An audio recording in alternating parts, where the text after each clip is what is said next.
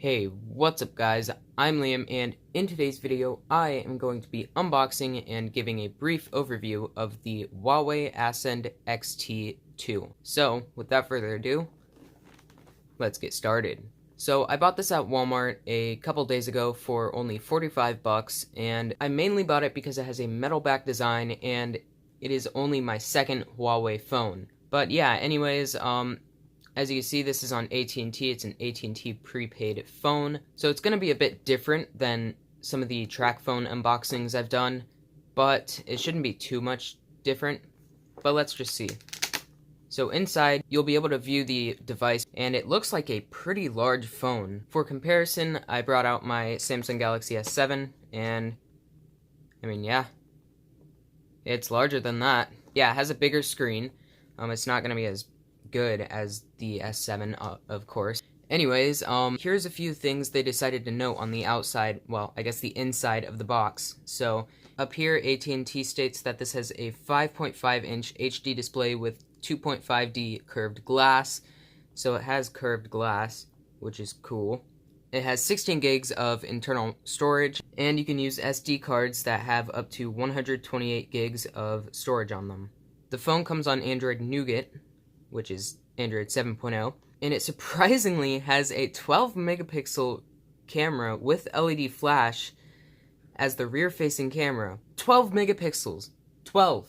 Just goes to show you how much more you can get for just only $15 more. This is the TCL LX. I did an unboxing and a brief overview on this phone. I still want to review it one of these days. I just need to get the time to do that. But I bought this once again for $30. And this rear-facing camera is only 5 megapixels, and the front one is 2. At least that's what I remember. It may be better, it may be worse, I don't know. But yeah, 12 megapixels on a $45 phone, that's crazy. And by the way, the front-facing camera is 8 megapixels, and once again, it says it has a metal back design. So yeah, let's get this thing opened. So to open this thing, you could just pull this tab right here. It's pretty simple. And there you go. It's opened. And it's a lot easier to open up than a track phone box, which is great. But pulling this out, we can just put this to the side. We don't need that. And we can take off this cover. Put that to the side as well, because we don't need that either. And let's take out the phone, and oh wow, holy crap. That's actually pretty darn nice. Now, I have a sneaking suspicion that one of these pieces right here, whether it be the outside or the back plate, is plastic, because that doesn't sound like metal to me. And so does that. So they are either lying about that, or maybe it's just metal and it's just really, really cheap. I don't really know. But let's peel off this, because why not?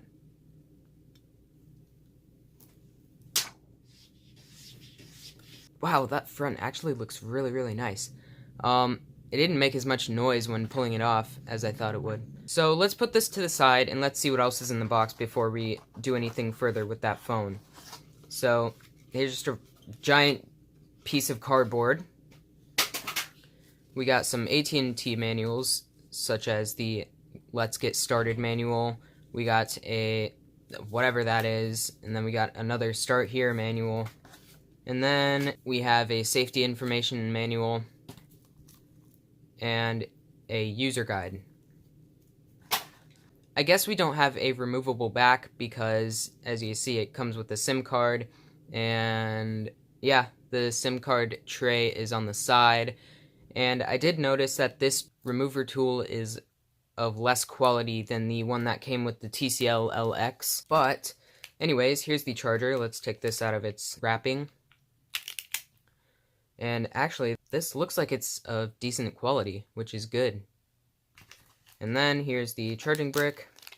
And I don't know how I'm supposed to get this out. Ah, right here. Comes in a plastic wrapping thing as well. which is nice, and I'm going to keep that on there. But also doesn't look like it's of bad quality either, which is good. So let's turn our focus onto the phone. Let's power it on real quick.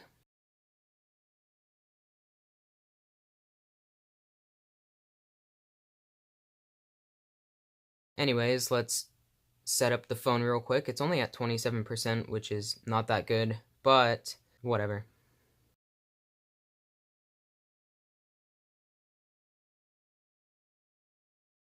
This is how good AT&T is by my area. I only have 1 bar of service. Amazing.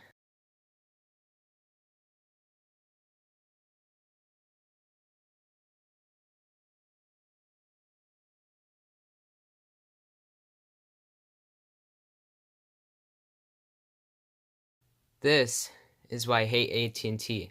They have the most bloatware out of any other phone company I know of. Seriously. They're asking if I want to download some random freaking apps monthly. No, I don't. Stop.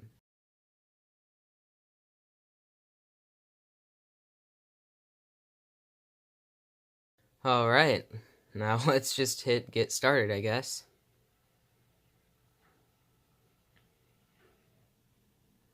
And there we go, we're in the phone. Look at this. That's a really old widget. I am getting rid of that. I need to get rid of that. Goodbye. Yep. Anyways, it looks like it's a pretty nice phone. It's running a fairly skinned version of Android called EMUI. I don't know what the EM stands for, but, you know, um, it's there, and it looks nice. It doesn't look bad or anything, but, yeah, that's just one thing to note, is that it's a pretty decently skinned version of Android. AT&T is trying to download some crap right now. It's great. But here are all the apps that it has on it right now. AT&T bloatware such as Device Help, DirecTV, Drive Mode, Facebook, not using that. Firefox, I didn't download that. Setup and Transfer, Visual Voicemail. Oh, and there's some more up here, such as Amazon Shopping, AT&T Call Protect, AT&T Smart Wi-Fi, Bleacher Support. I don't know. Okay. But yeah, that just goes to show how bad AT&T is with freaking bloatware. I need to disable all of that because I don't want it. I don't at all. Okay, so I've gotten to use the Huawei Ascend XT2 for a few minutes so far, and I can tell you, it's literally 10 million times better than the TCL LX. One huge thing I hate is laminated screens. It seems like if you stay in the $30 smartphone rank, then you get phones like these. The ZTE Majesty Pro. Looks decent, I guess. But this is a huge problem right here. This reflective crap. The non-laminated screens. And you get phones like this. The ZTE Blade Vantage. Once again, non-laminated screens. And then you get into the $40 mark, and you get phones like these. The Galaxy J3 Luna Pro. Or you get into phones like this, the Huawei Ascend XT2. And things just start getting way better. The screen quality gets so much better. This is literally a 480p screen. Probably the equivalent to an iPhone 2G or a Galaxy S1. Like, that's bad. This, either 720p or 1080p, I don't remember. And this, I'm willing to bet that this is like a 1080p or something like that. I don't think they would go higher than that. But things just get a lot better with the screens. And one thing I also want to mention is that the viewing angles get way better as well. As you can see, they look really good on this phone. So, as you could probably tell, I have spent a bit of time actually using this phone. About a week. You could probably tell because I did make, once again, another tape screen protector like I always do. But, man, I have to give props to this freaking phone for being so good for its price point. It seems like when you get into pretty much the $50 price range, you get just way better things, such as the entry-level Samsung phone, the J3 Luna Pro, which is actually not even being sold anymore, but it's still just, this thing right here is an old phone, way older than this at least, And this is still substantially better than this, even though this runs 6.0.1. I'm talking about its Android version, by the way. Now I do want to quickly test out the rear camera just to see how quality is and whatnot, because even though it's 12 megapixels, that doesn't mean anything in terms of the quality of the sensor itself and stuff like that. So I'm going to take like maybe 1 or 2 pictures real quick and I'll be right back.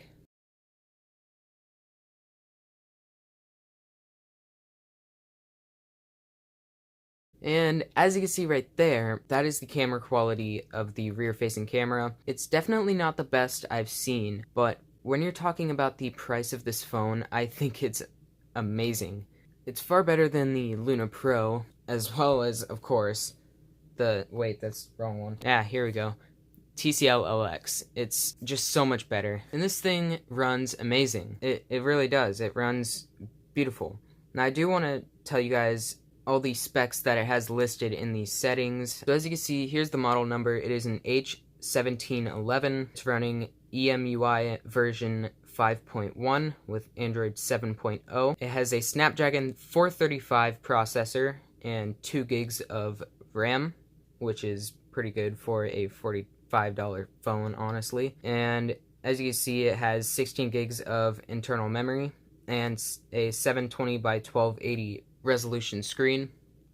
And the Android security patch is July 5th of 2017, which is pretty old, but I mean, it's on an old version of Android, so I don't really think that matters that much. But yeah, there you go. That's just a few more of the specs that it has listed in the settings. So that is where I'm going to wrap up this video. If you want to see a little bit more of an in-depth review on this phone, then make sure to hit that like button and comment down below. Also, if you're new and want to make my day, feel free to hit that subscribe button, and while you're at it, turn on post notifications so you don't miss another one of my awesome videos. And yeah, that's about it from me. Hope you enjoyed, and I hope to see you in the next one. Peace out.